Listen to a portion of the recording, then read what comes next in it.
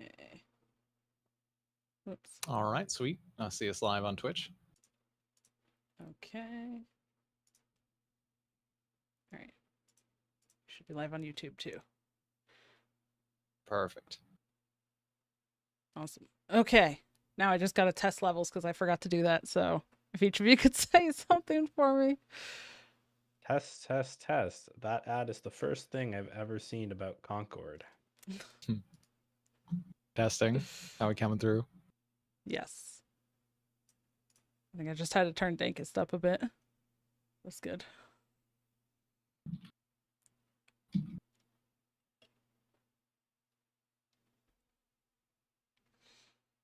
Okay.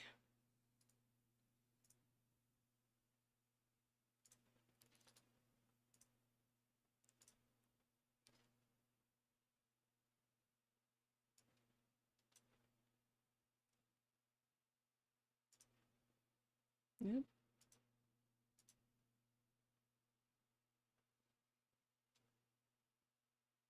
Where'd my mouse go? Oh, that was weird. Okay. All right. Are we ready? Ready. Let's go. Right.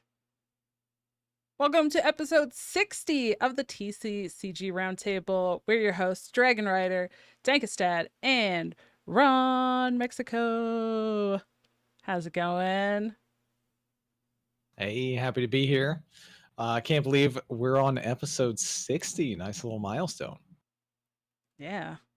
Yeah, it's good to be back. And I feel like this summer has been a busy one. So it's nice that, as usual, on a Friday, we can all get together and record once again for the big 6-0.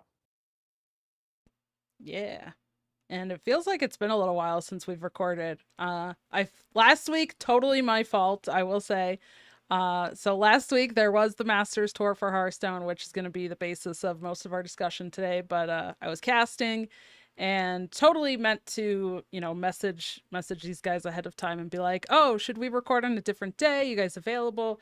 And just got super busy, and it completely slipped my mind. And then, yeah. And I was like, "Oh, whoops, I meant to message and didn't." So, yeah, we didn't end up recording. So, my bad. I mean, very, very defensible. You had a lot of Yeah. stuff going on, and Masters Tour, pretty big deal over the weekend. It was really fun to watch. Yeah, and lucky for Dawn, Ron and I are generally pretty aware about card games. So I think we had a solid read that Dawn might be busy last Friday. So it all worked out. Yeah. Yeah, I said we recorded this week for Doctor 3 as well, and I was like, yeah. So after we recorded Doctor 3 the previous week, pretty much my mind just went Masters Tour, Masters Tour, Masters Tour, and like everything else out of my brain was gone. Like totally forgot that anything else existed, and I was like, I just have to prepare for this Masters Tour. And yeah, nothing else was real. Nothing else was in my brain. Empty thoughted, except for Masters Tour. Same as the players too, I bet. Oh gosh, I would not have want to played in that Masters Tour. Let me tell you, that was something. That one, yeah, that one especially, and of course we'll get into it in our main topic. But there were some very challenging decks that were in the mix. Yeah. Okay, well, besides Masters Tour stuff, what does everybody have going on? Anybody have anything that they did recently or they have coming up that they want to talk about? Well, I got to play some Universus, of course. We had our Attack on Titan pre-releases. I got to get this guy, nice big poster from my game store, open some cards, and while I did mention the set is more expensive and I'll be taking it a little easier, still fun to go out to pre-release with the locals and play some cards. And yeah, I'm excited too because I get to play some Vlad TCG on Monday with some locals. So more and more card games. I'm looking forward to that. Perfect. Nothing interesting, exciting outside of the usual for me lately. The best thing has been that I haven't had any string of like disasters in my apartment or like constant need for maintenance. It's just been like smooth sailing, which I'm very happy with. Nice. To not have an update of like, oh well, I had to do more stuff that was bad. No, it's just been normal, and normal is great. I'm very happy to report normal. I hope to continue to report normal. Hey, that, sometimes you take those as someone else who has had strings of life like that.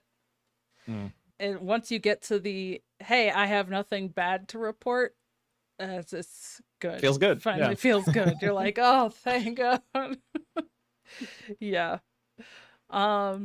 I guess outside of the Masters Tour for me, I've just been working a lot on planning some cool stuff for Amberflight Gaming. This month we have dedicated as August Animal Month is what we're calling it. So kind of focused on like animals and charities and doing work in your local communities. So yesterday I actually went and I went to it's basically an orientation for volunteer work. So you kind of like get a tour of the building and they go over like kind of all the rules and that kind of thing and what they are looking for from volunteers. And, I mean, a lot of it was pretty basic and straightforward and like understandable. But pretty much they're like, you can help with things like laundry and dishes and that kind of stuff if you want, but really we want the volunteers to help walk the dogs and play with the cats and, just really like take time to spend with the animals. And I'm like, you want me to play with the animals. That's it. You got it. Okay. Perfect. Yep. This sounds great. I can do that. So, yeah, so that was fun. And then we have, I've been organizing and putting together the big AFG like bingo night basically at Troopers Bingo in Casper, Wyoming. So we're going to be working with them to do some cool, fun bingo stuff. Based is going to be joining and Linny. So it's going to be the three of us ladies going to that bingo hall, and we're going to be raising some money for the Casper Metro Animal Shelter. So pretty excited for that. That's going to be next Saturday, the 31st. So not sure if anybody from around our community is going to be able to join, but if you do, that would be amazing. We'd love to meet you, and you can check out the post that we made on Amberflight Gaming's Twitter to see if you want to donate as well, just through online. But yeah, it's been both a little stressful but very exciting, like working on that stuff. So it's been good. So I completely feel you on the good things. Good things are happening, and maybe not just bad things. Yay. Love it. All right. What news do we have? Dankest, do you want to kick us off with news things? Sure. So a few of those card sets that we mentioned last time for Lorcana and Magic are fully out in here. Shimmering Skies and Bloomburrow are upon us. So exciting. For Pokemon, we actually got some news about their newest digital game. Pokemon TCG Pocket will release for Android and iOS October 30th, and the pre-test in New Zealand is starting imminently. So if you recall the announcement for this game a few months ago, the focus is a bit more social on collection, and there's going to be some unique cards for this game. There also is, I believe they advertised a free pack a day just for logging in, so you get to open up some pretty digital Pokemon cards once a day, make it a little ritual like the Wordle. Could be fun.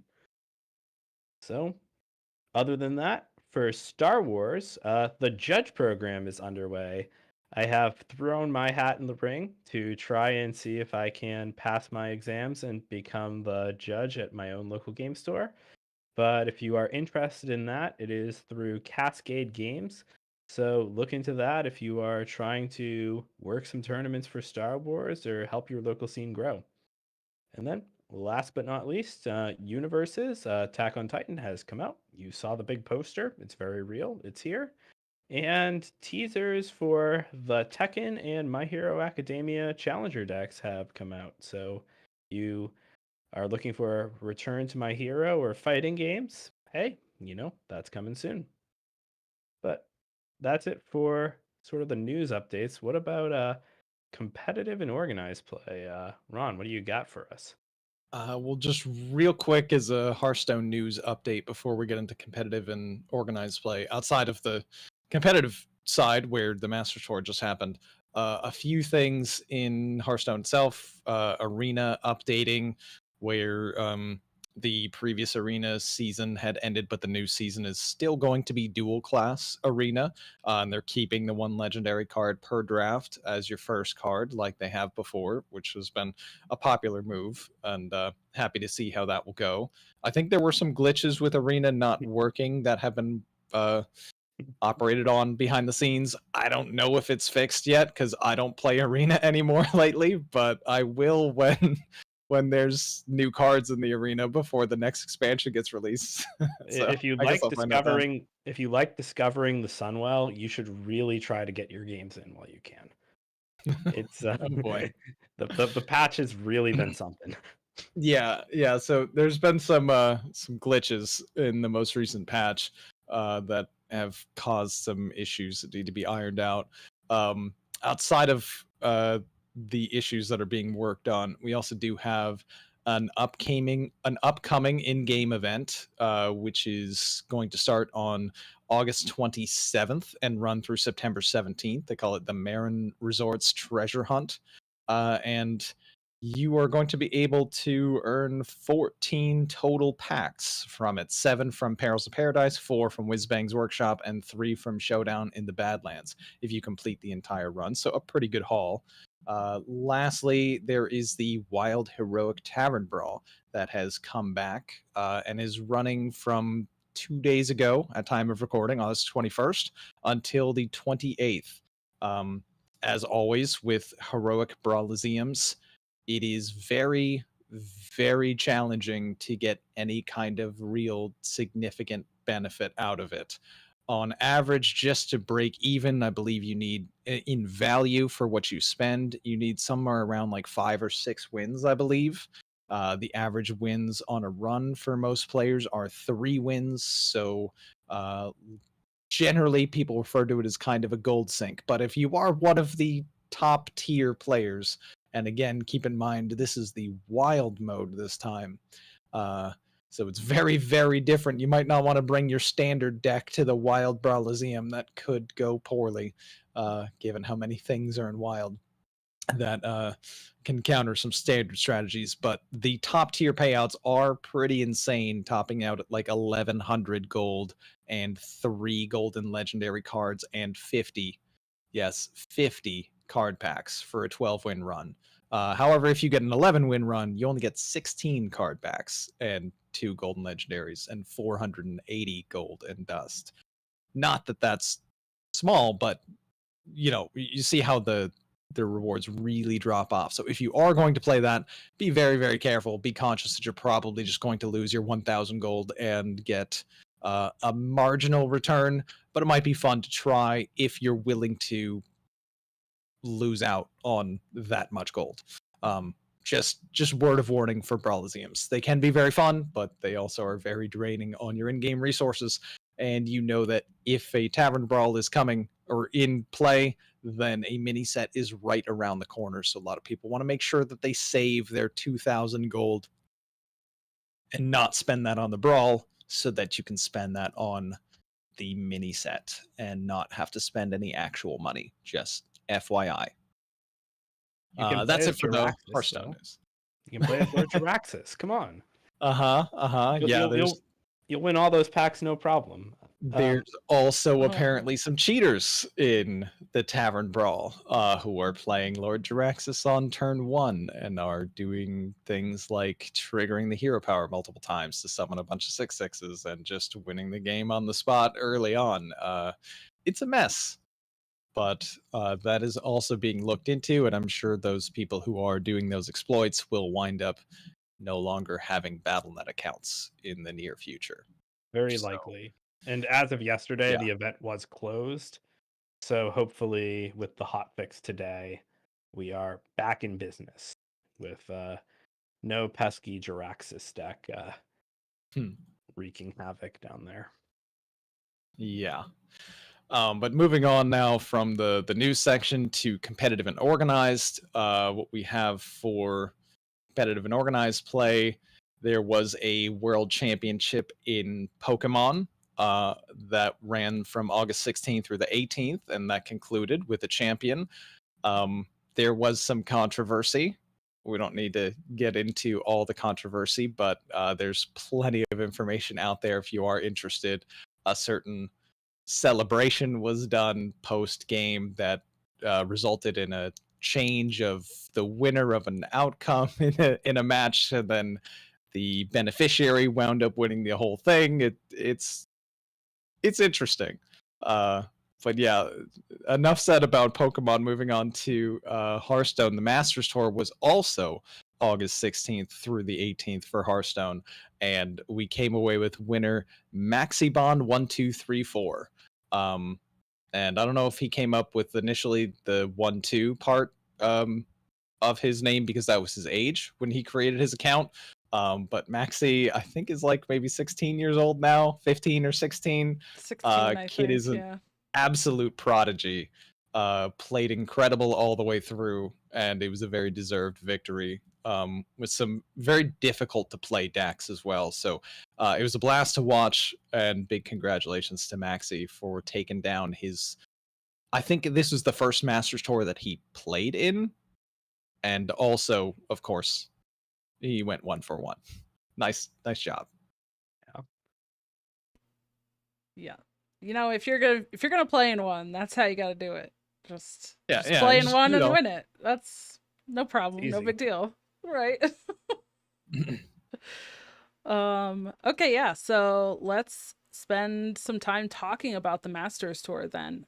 Because that did happen, and you know, we're only getting a few per year. This year's only 2 Masters Tours and then the World Championships later this year. So not very many of them happening, so they are quite a big deal when they do happen.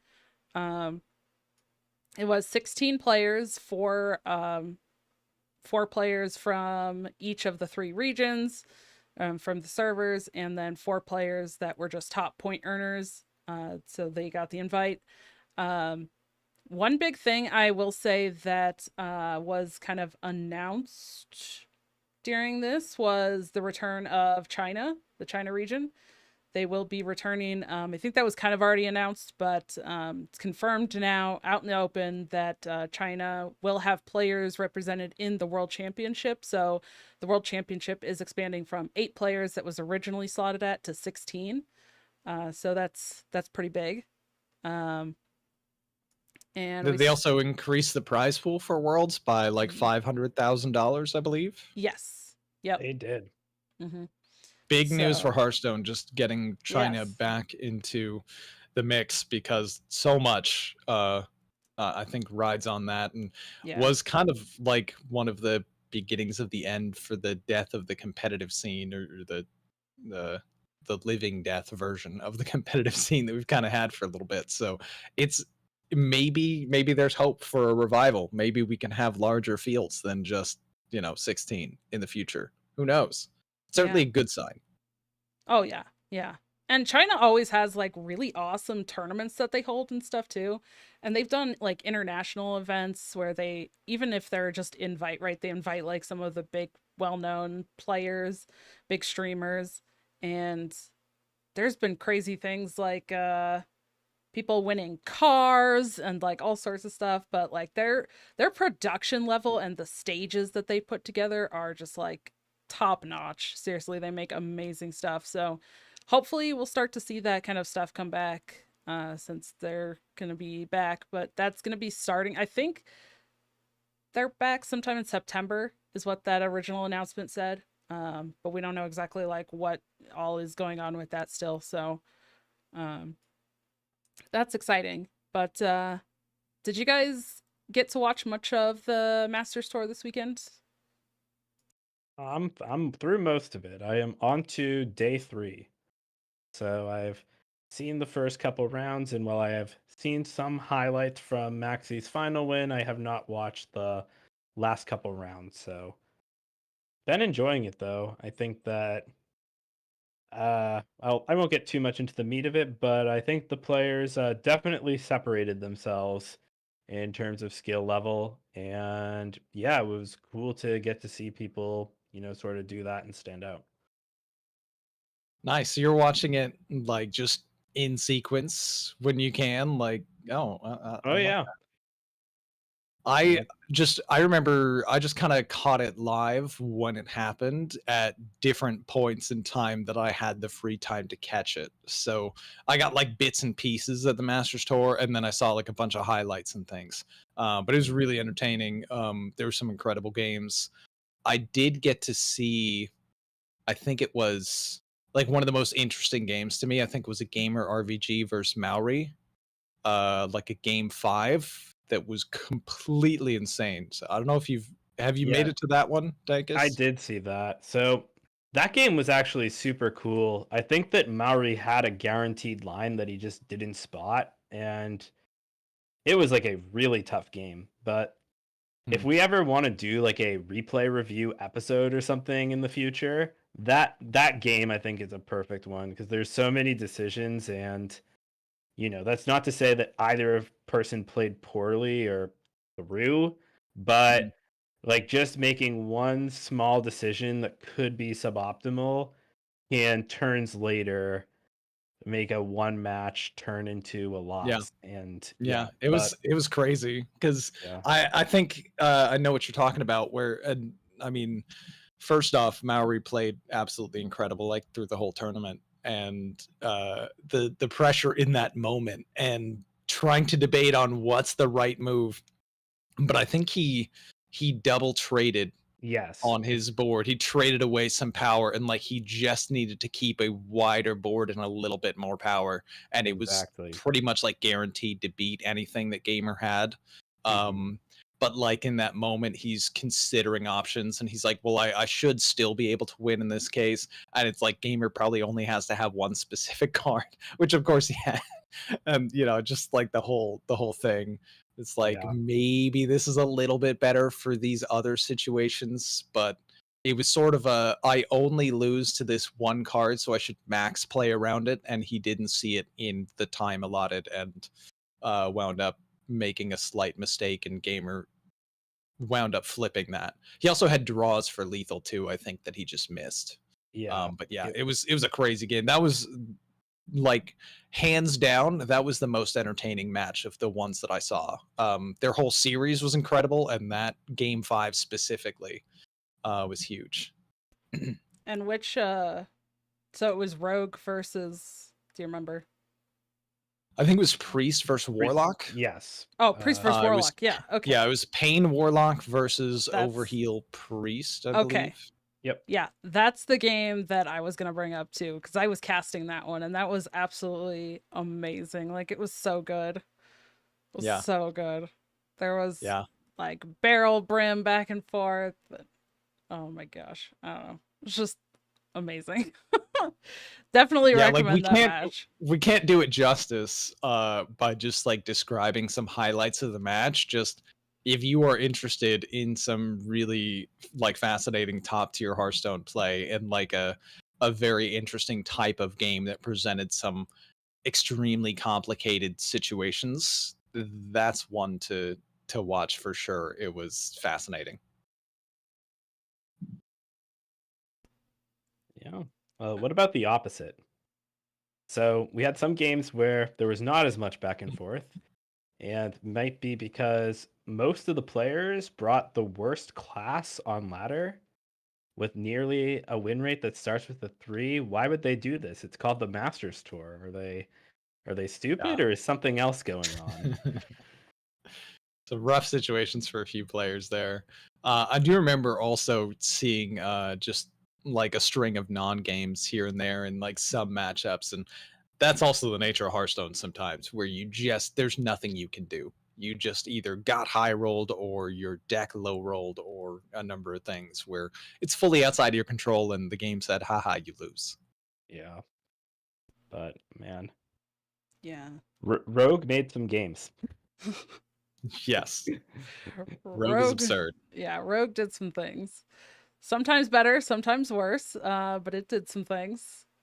Uh, yeah, I think you put it really well when you said that the players kind of, you know, separated themselves a little bit throughout. I feel like compared to the last maybe 2 Masters tours, or like Worlds last year and then the first Masters tour of this year, I feel like there was more misplays or turns that were just really really difficult for the players, and part of that was the decks. I mean, there was a patch 1 week before this Masters tour, which in the past I feel like hasn't created like new decks really, or hasn't created too much of a shakeup in terms of like what players bring for the Masters tour. But this time it did. It had a huge impact because that Rogue deck that we were calling Infinity Rogue, um, that like just came out of left field right before the Masters tour after that patch, and it was a really really difficult deck to pilot and difficult to cast because obviously we had to know the deck pretty well. Um, but then I think some of the players just didn't get enough games in on it to perform at that level that they needed to for the Masters tour. Like it was really hard to pilot. Definitely. Yeah, I think you need a lot of games on that Rogue to know how to pilot it correctly. Like there's so many branching decisions to go with, and there's so many ways to get punished, especially with that deck if you misplay it. Like for one thing, just even timing out on animations, because the optimal turn is to like do the things with Sonya and then breakdance and make sure you get a 0 mana breakdance for the Sonya, and then breakdance the Sonya towards the end of the turn. But one of your last actions in the turn as an optimal turn happens to be the singular most important action that you can make for future turns, which is bouncing back your Sonya into your hand. So if you do that, like if you miss that, it's almost like an automatic loss in a lot of cases based on the situation. So that also is something that could have just mentally weighed on players. And sometimes you're like, well, first, am I going to be able to figure out what to do and then make all the actions in the right amount of time? And then also, do I trust my ability to do all that before the rope burns out? And maybe I need to bounce this sooner to have a less optimal turn because it means I won't throw. It's a lot of mental pressure every time you play that deck. And I can just imagine how exhausting it must have been for all of those players, except for Maxie, who is on another level and doesn't show any like any ill effects at all. It's just like, oh yeah, no, I do this all the time. It was fine. It had to have been the Pepsi. Like every time, so every time you see him on camera, he's like chugging Pepsi. Was it Pepsi Max, I think, or something? It was Pepsi like, Man wins again. yeah, it's just during interviews, even he's just like going for it. So yeah, it's like, all right, get this man a He wants Pepsi that sponsor. sponsorship. Yeah, exactly. Yeah. Solid move. Respect to Maxie for going hard on Good. the Pepsi sponsor. But there were some exciting things too that came out of the Masters Tour. Top 2, I think, was also guaranteed to make it to Worlds. So we do have, in addition to our new Asia Pacific representative Maxie, who lives in Australia, we have Gamer RVG, who made it to the final against Maxie, also has booked his ticket for Worlds. And he is going to be one of our rare America's representatives, which is very exciting for those of us who live in the US to see. We've got one of our reps, and his win is huge too in terms of the point standings for the other qualifiers. McBanterface, I believe, came in like 4th or in the top 4, and with just like a good ladder finish towards the end of this season, will also have enough points with how low America's is to make it to Worlds. I think Me Smile's another one who was in this Masters Tour who is like borderline just have like a normal solid finish like you usually do, and you'll make it to Worlds. So pretty exciting for those players. Yeah. It's it was really exciting. Since we didn't record beforehand, I don't think I got to mention this on the show, but I was very fortunate. McBanterface let me kind of sit in on one of his and Fury Hunter and our Gamer RVG's practice sessions before the Masters Tour, so I could kind of, sit and watch. And I took like a whole page of notes just sitting there listening to them and write notes for myself. And yeah, so it was very exciting to see all of them get into top 8, and then to go on and see Gamer get to the finals was very exciting. I was hoping for that America's finals, but didn't quite get close. there. Maxie got in the way of that, but it was incredible to watch him play too. That was awesome. And we got to do some interviews with some of the players, which was fantastic. We did interview McBanterface, Gamer RVG, and Maxiebon. And I don't know if there was another interview in there or not that I might have missed, but I know for sure those 3 got interviews. And they just brought so much like personality and stuff to it too, which was great. Maxiebon really went in on the whole like wild player memes and stuff too. Of course. Yeah. Tread lightly. Yeah. Yeah. Even in the championship interview, they asked him if he knew how to tie his shoes. His response was, "I'm more of a Velcro man myself." Like, it was fantastic. Nice. It was so good. Yeah. What's also amazing, like post Masters tours, you're talking about Maxie doing silly things. I don't. This kid has so much energy. It's absurd. Like, so he wins the Masters tour, and then right afterwards, he's live streaming on his Twitch, and he's playing Wild.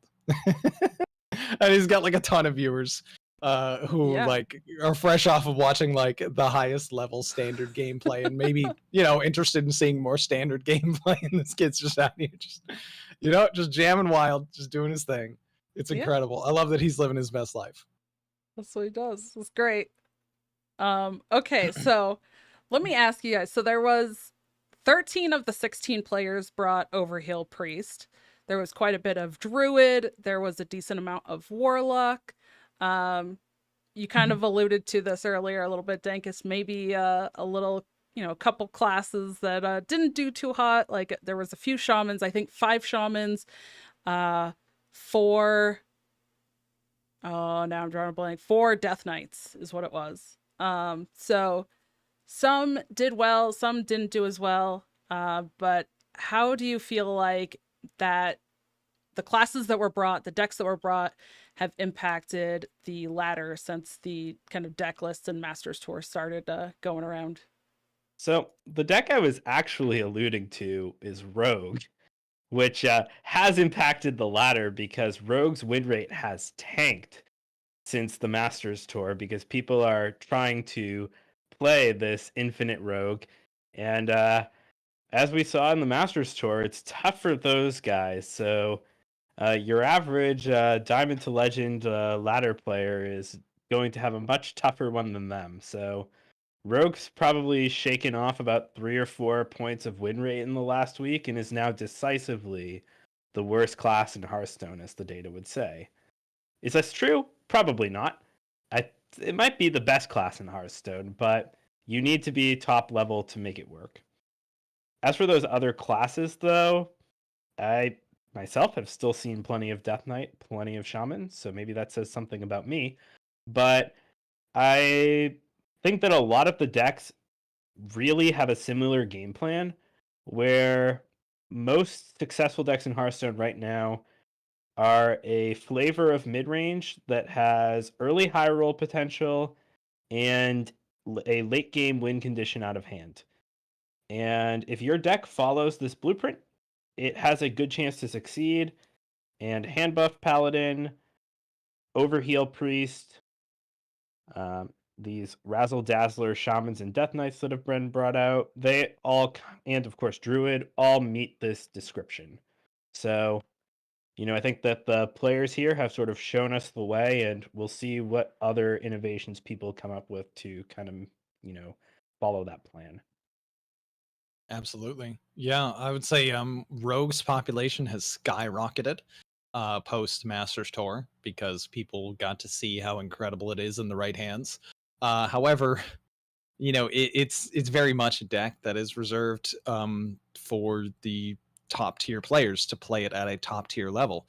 And if you don't play it at a top tier level, it is one of the most uniquely punishing types of decks um, that exists in standard at the moment. So the capacity for misplays was huge, and your average player playing Rogue is probably just going to make those mistakes that cause the losses. Um, that being said, there have been some other interesting innovations with the presence of Rogue and Top Legend, to where I think Norwis went full tech with a Paladin that hit rank 1 recently, and he just jammed every single tech card into hand buff Paladin, probably because he was seeing almost exclusively Rogues. So it's just like razor scales and customs enforcers and speaker stompers and cult neophytes, like 2 copies of all of them in a hand buff paladin. It's pretty funny. It's just like a full like tech W deck basically. But he hit rank 1 legend because if you're queuing into nonstop rogue and you have full disruption, the rogue it wins because of mana cheat. So if you just say you're not allowed to mana cheat with disruption cards, then you can just beat them and they can't do anything. So that's kind of an amusing development. But hand buff is sort of like the thing that was a pseudo rogue counter in the Masters Tour, but it wasn't teched out so much to the point that it could really stop it.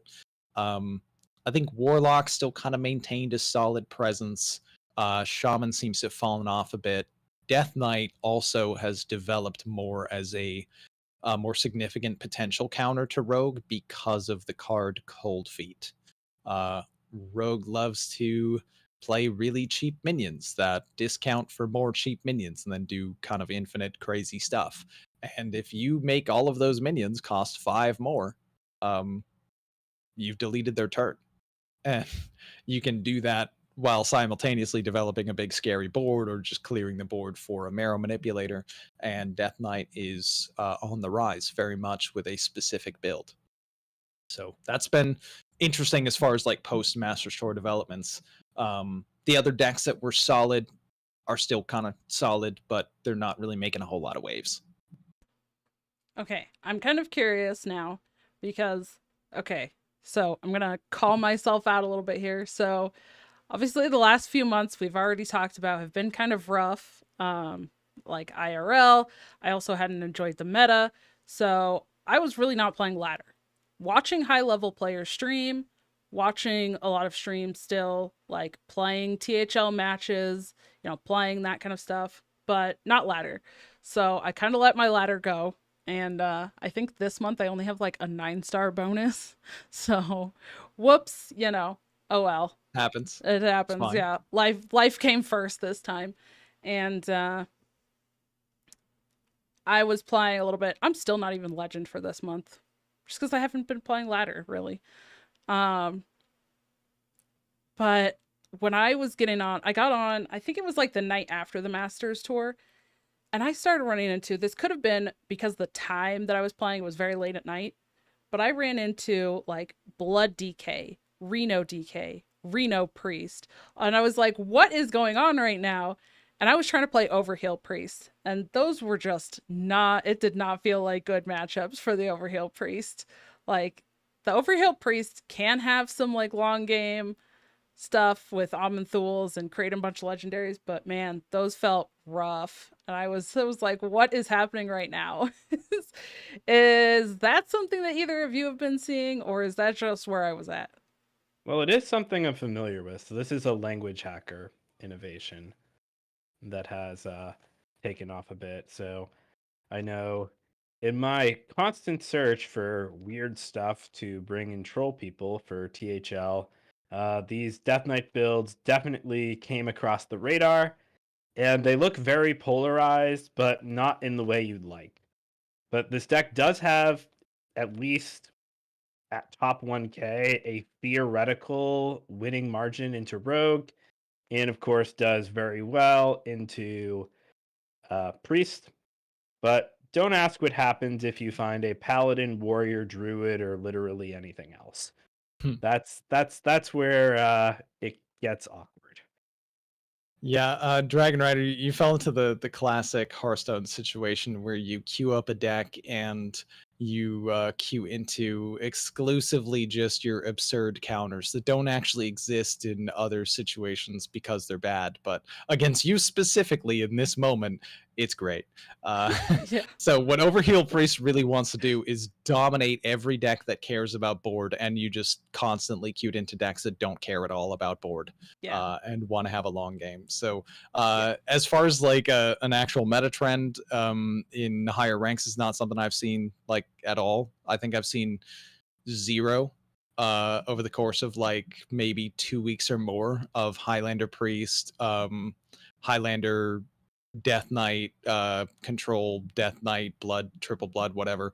I know Theo was popularizing a little bit of a Control Death Knight too. I can't remember if he went Highlander or just like double Triple Blood with the Vampiric Blood.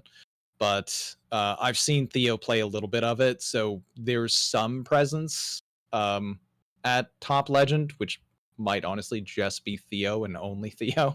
But yeah, like it's out there. It's not a terrible deck, and it has some game against some of the things, but it's outclassed by the better options within Death Knight, which is pretty much just going like Devil Frost, One Unholy, making sure you have the 0 mana refresh and Cold Blood, or Cold Feet, sorry, and buttons and Razzle Dazzler, that whole package.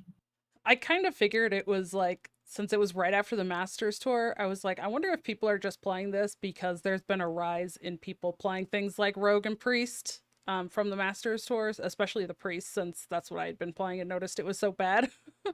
So I mean, yeah, that's know reasonable. if that was just like, Yeah, you know, it makes sense.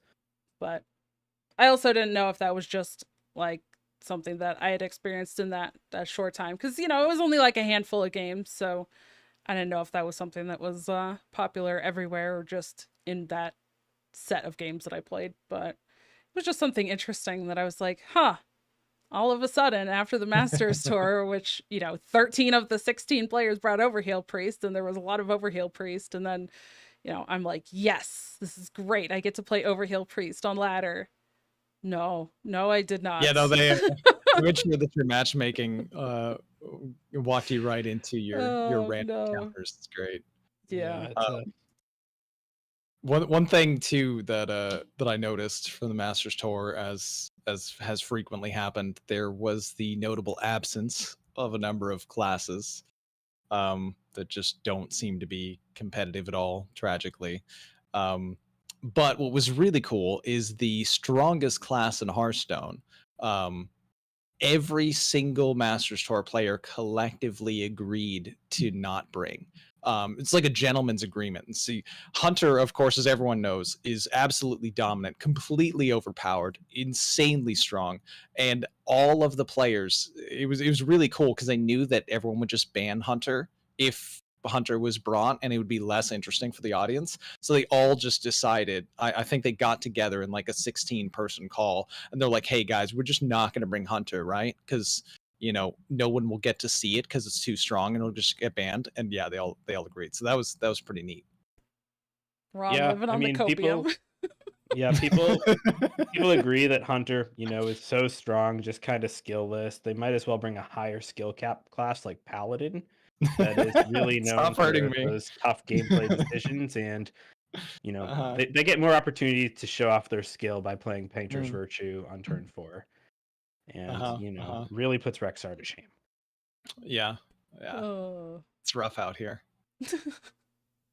By the way, one other thing I really wanted to mention, I don't know if you've seen it yet, Dankest, but the game that Gamer won to make it to top 2, have you gotten to that point? No, I have not yet.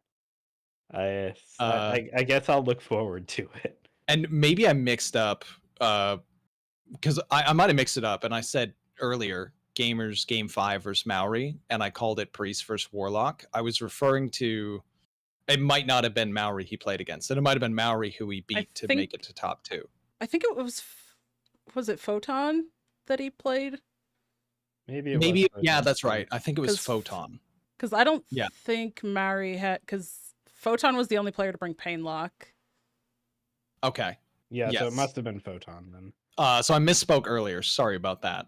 The most entertaining game I saw was Gamer versus Photon, and the most fireworks was Gamer versus Maori, which is a game 5, and let me just say, incredible aim, absolutely incredible, perfect aim, to influence the outcome of thousands, possibly hundreds of thousands of dollars.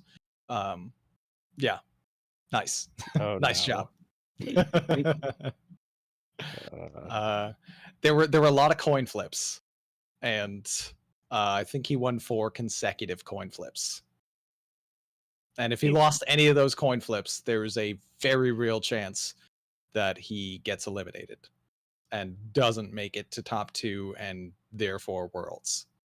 So yeah, that was entertaining, and I called it Gamer versus Maori when I was describing a more interesting, what I thought was a more interesting game, rather than, you know, the madness of the RNG at the end. But yeah, I think maybe he's going to rebrand to Gamer RNG. I don't know. It might be in the works. He should. That would be fantastic. Oh. All right. One last question in regards to the Masters Tour and the meta. Do you think that the Masters Tour has continued to shake up the meta, or will it continue to shake up the meta based on the decks that we're seeing? I'm gonna say no. I don't think we have enough time. No fault of that. I think that we will probably get some news imminently that will move people's focus forward. As we have seen with the heroic brawl, something is around the corner. Yes. Of course, alluding to, you know, every time there's a brawl, there's a mini set coming next, and mini set will be an infusion of a bunch of new cards that should have a large impact, usually does have a large impact on the meta. But from now until then, I would say yes, it absolutely is going to impact the meta quite a bit, just because the increased presence of Rogue and the increased presence of Overheal Priest as very, very standout decks from the Masters Tour kind of established that these are kind of the best of the best in terms of, if you're like one of the best of the game, then these are the decks that you want to be playing. And then people who are in Top Legend who are trying to beat those decks need to try to come up with some kind of innovation to deal with it. And then things will kind of develop from there too, where you have counters to those counters. So right now there's Rogue and Overheal Priest, and then there's tech type decks like Hand Buff Paladin, sometimes teched out to the 9s to try to beat the Rogues. And you've got your Death Knights that are running the Double Frost package with Cold Feet to try to counter the Rogues as well. And then you're going to have decks that'll try to beat those decks and so on. So I think all of that is pretty well influenced by the Master Tour and will continue that way. But to Dankest's point, if we had more time, I think things keep developing in that vein. But because we don't, with a new change around the corner, we'll see a very different potential shakeup. Who knows what the mini set cards will be? Maybe Hunter could get played again, or something. I don't know. I'm just spitballing here. I'm just kidding. I'll go back to my corner. The copium. The copium is real. Yeah. Sorry, Ron. I want Hunter to be playable too. You know what? I saw some people talking about, like, because it's wild, wild Brawl CM time, right? So saw people also talking about like Reno decks and wild and all this stuff, and I'm just like, I miss Highlander Hunter. I miss that meta when Highlander Hunter was around. and then they went and nerfed it, because they have to. But still, it's like I miss Zephyrus and Highlander Hunter. Good Man, times. it was really something when Zephyrus was impactful. Yeah, I don't even think Zephyrus would realistically have much of an impact in standard at the moment, which is Probably kind of not. crazy. There'd be too many situations where, like, because you're a Highlander deck and you didn't draw your Zephyrus early, you're just already dead. And then the other situations where, okay, you played Zephyrus for the bailout, but they are going to reflood the board and now you're dead. Like, yeah. Yeah, the poor guy just does not do enough for the costs. If it was recoded to offer you like anything outside of like the basic Hearthstone cards, but also that would be the biggest nightmare of all time. I can't imagine that card would ever exist. Who knows? Maybe that's what's in the mini set. Maybe Zephyrus is chilling on the beach. Mm-hmm. Yeah, sure. Wow. You think Hunter will see play, but you don't think Zephyrus will return. All right. Well, one's more likely than the other. We'll just have to figure it out. Yeah, I mean, I can't argue with that statement. It's a tragic statement, but yeah.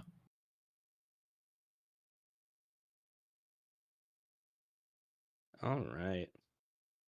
So, with that, thank you for joining us this week. And if you or someone you know would be interested in joining us, please reach out to us. You can email us at tccgroundtable@protonmail.com.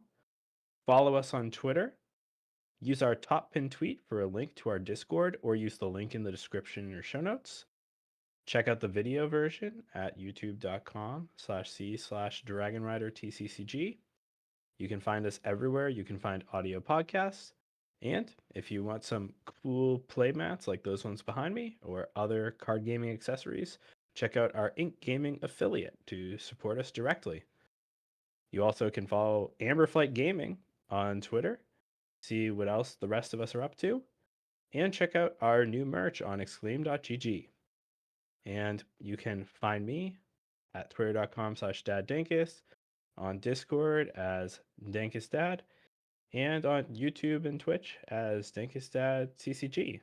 Dragonrider, where can we find you? You can find me on Twitter at DonnieDK. That's DAWNIEDK. You can find me on Twitch and YouTube, dragonrider TCCG, and talking all things standard Hearthstone every week over at the Dr. 3HS podcast. And Mr. Mexico, what about you? Well, you can find me on Twitter at Ron_HS, and you can find me streaming on Twitch every weekday around 7 p.m. Eastern on my Twitch channel, RonMexico HS. Excellent. Well, thank you all for watching, and we'll see you at the roundtable.